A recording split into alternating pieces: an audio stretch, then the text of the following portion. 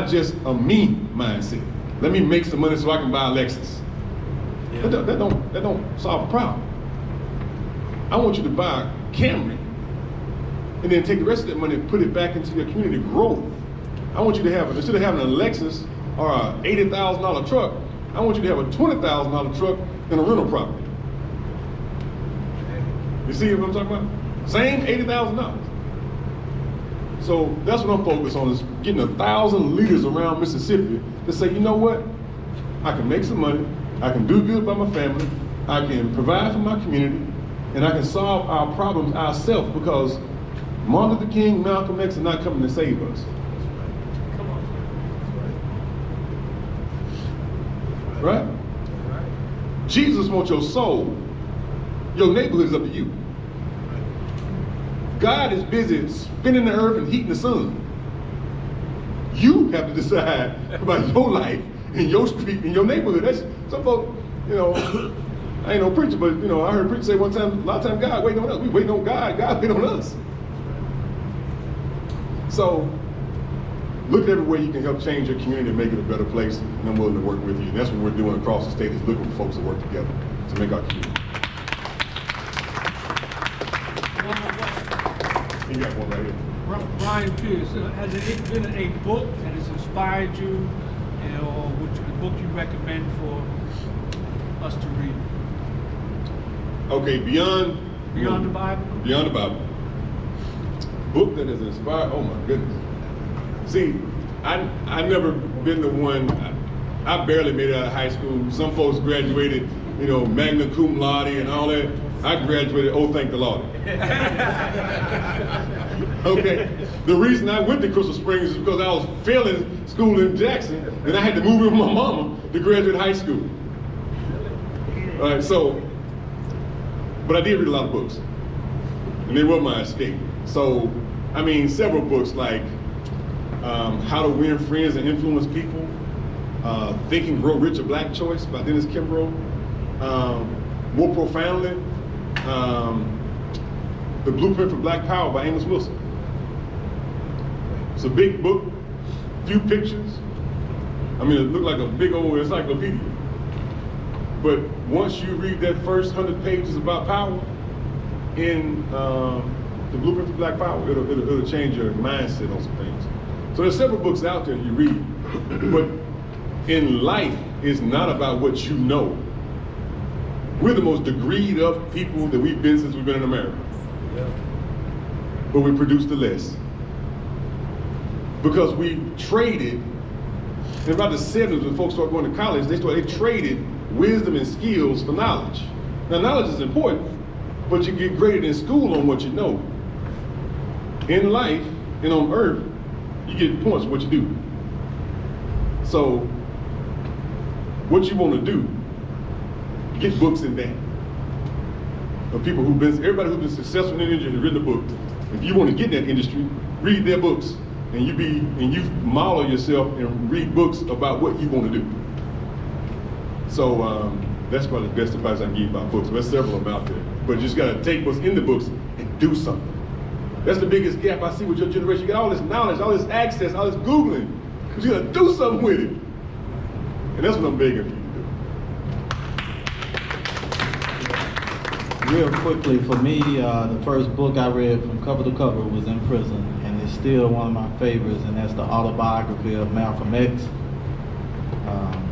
I encourage all you young people to read it, because in that, at the end of the day, with Malcolm, it was just about what you said. It was about, you know, self-determination and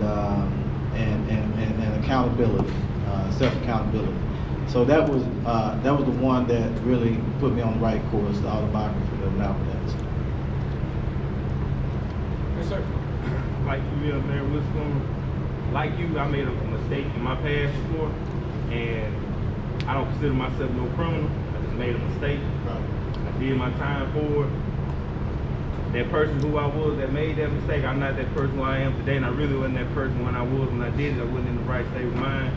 But as the position you are now, how do you live knowing people always bring up your past even though you're not in that position no more? Right. So I tell my own story, like I'm doing today. You know, when you say there's how many sides to a story, there's his side, their side, the lie, the truth, and the stuff in between. But you always hear people say, if you want to know the truth, you need to go hear it from where? The horse's mouth. So I'm gonna be a horse, right? I'm not gonna allow other people to tell my story. I'm gonna tell the good, the bad, and the ugly. I'm not gonna sugarcoat my story. I'm not gonna try to hide nothing, because the Bible said, let the redeemed of the Lord, right? Because that's the problem with a lot of churches. Everybody that, my dad say, so heaven bound, they ain't no earthly good. You know? We have to tell young people what God has brought us out of. Because sometimes young people go to church and we all on our goody two shoes in church, right? And young people sometimes think that that's how sister so-and-so is 24/7, or deacon so-and-so is 24/7. Deacon so-and-so may be like that now, you know, but man, you should have seen deacon so-and-so 30 years ago, you know? And you'll find out who some of your stepsisters are, or half-sisters are. Yeah. I'm just being for real. Remember, you got one man and another man. Yeah, we have to, so I commend you, because today you stood up and you said, I got a pass, man. You know, but I ain't no criminal. I tell people, you know, they used to call me MDOC, called me inmate 63202. But God called me Dr. Witherspoon. God called me Mayor Witherspoon, the husband of Senator Witherspoon, who was an orphan raised up in the projects, you know, and an orphan at 14. God called me Mayor Witherspoon, Dr. Witherspoon, the father of Amani Witherspoon and Anthony Witherspoon Jr. So you write your own story, you tell your own story, you write your own narrative, you tell your own narrative, and don't let other people try to put a spin on it, because these young people that you mentoring now, they need to know who you really are, so they can know how, because when I look at you now, and this is my point, he doesn't look like a criminal, does he? Nope. That's because he's not. But he don't even look like he had a past in that, right? So the only way a lot of us are gonna know is that you tell us. But when you tell us in a way that you say, listen, this is where God can bring you from and bring you to. Because we got young people out here, man, we don't know what's going on in some of these young people's homes. But when you open up to them and you let them know that they can talk to you, you will find out and you will be able to help. Because I tell a lot of people, man, that when they bring a lot of folks around, Pastor, to speak to the inmates like I go to in prison, some of them inmates, and I know because I was an inmate, I was on the other side. Sometimes we sit there, we just came in the room so we can get out the zone, right? But we sitting there, we ain't paying no attention, we just tired of all that noise in the zone, right? But when we had a couple of speakers who said, listen, I've been where you are. And then you could see them raise up out of their seat and start paying attention, because some of these young people said, listen, you can't tell me nothing if you ain't been through what I'm going through. And I'm sorry, that's not necessarily true, because I don't believe in that. But that is the attitude of some of our young people that, you know, bruh, you don't have it good all your life. You can't tell me nothing. And those are the ones that need the most help. And if we don't open up and say, hey, look, young brother, I don't been where you been. In fact, it's been worse for me. And now that you see me as Mayor Witherspoon, Dr. Witherspoon, know that I was that same kid where you are today. So we have to show them, and that's what Brother Stamps was talking about, raising up leaders, because we need more models that our kids can point to. You know, if we produce more leaders in the community, they'll be able to see that, right? Just like we need more black teachers, male teachers in the classroom, you know?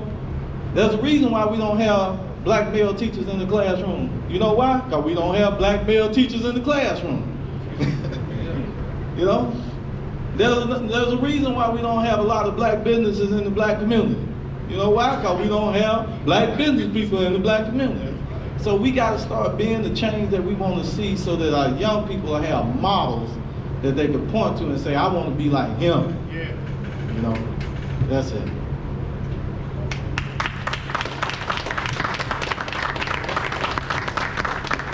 Give these gentlemen a hand one more time.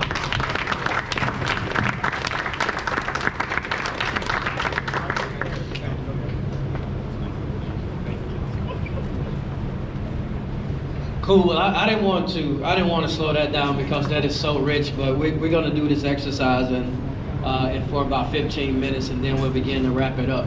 My personal librarian here, Mr. Brian Pierce. Every time I go to his office, there's always a good book waiting. So I knew that was a question that was coming from him.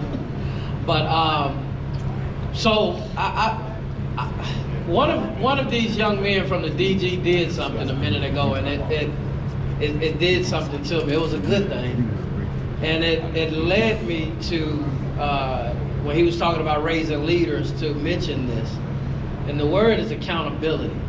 Accountability. I don't know if you teach that, Abel, but it was about accountability. One of the brothers started dozing off, and the other brother woke him up.